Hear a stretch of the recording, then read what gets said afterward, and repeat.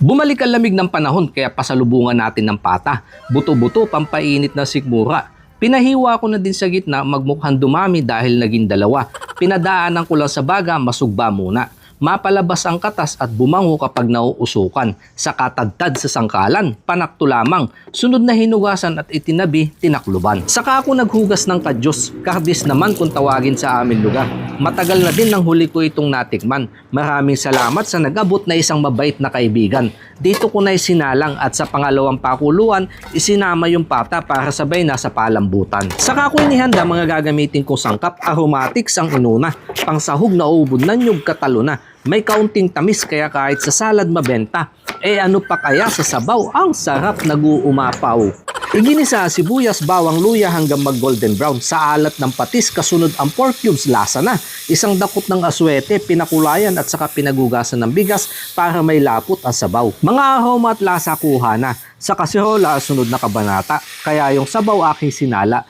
Tiwala na ako sa timpla, karne at buto malambot na. Sunod yung ubod sa kabinudburan ng paminta. Tinakluban sa ikatlong pakuluan. Makalipas ang ilang sandali sa kabinalikan. Panghuli siling panigang. Inin-in sa mahinang apoy hanggang saktong lapot na sabaw.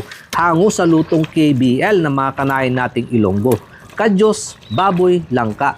Pero dahil gumamit ako ng ubod, eto naman yung version ko. KBU.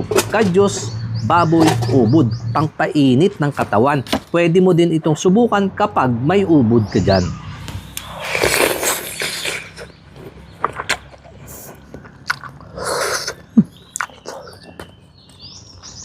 Ang sarap po.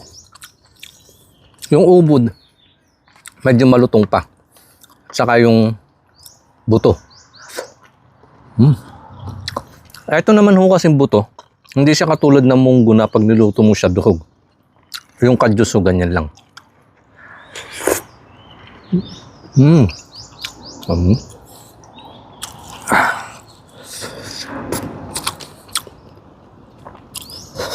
Sarap na sabaw.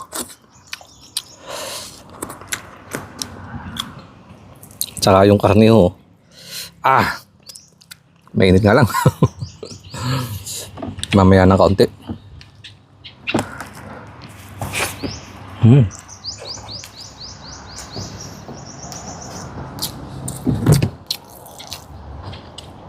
Ang lambot.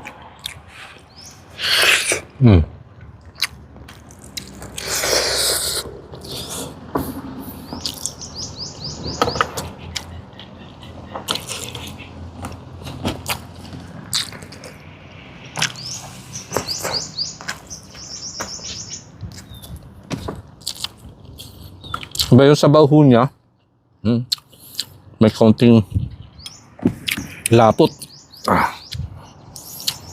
Ito, dumamig na itong mga buto-buto.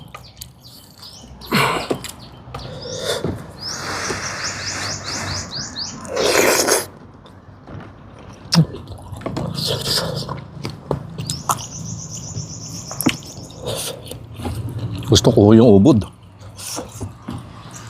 May kaunting tamis.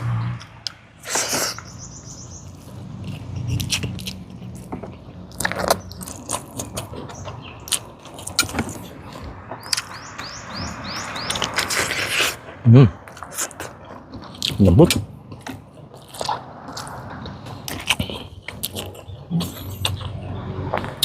Hindi siya masyadong masabaw pero sakto lang. Pampalambot ho nitong kanin. Ang sarap niya sa bahaw.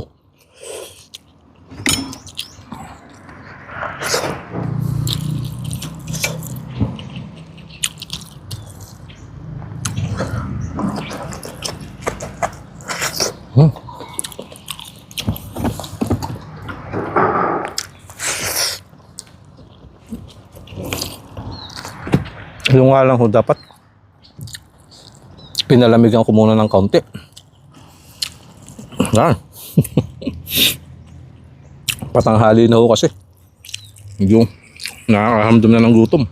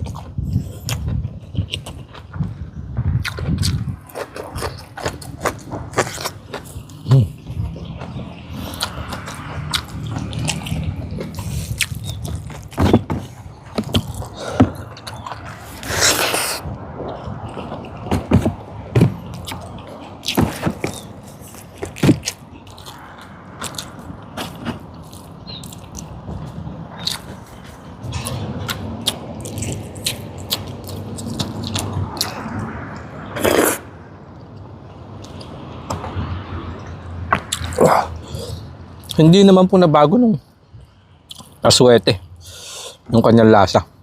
Mas nangibabaw pa rin yung lasa nitong karne at saka yung mga gulay-gulay. Lalo na ho yung pagka-smoky flavor nitong pata.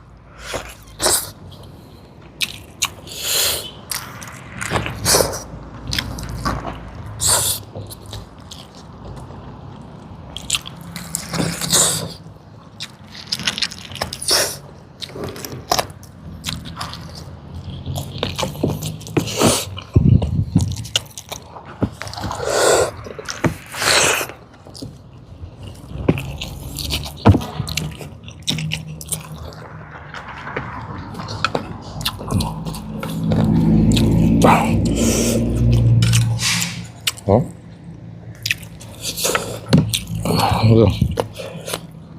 Labas ang pawis.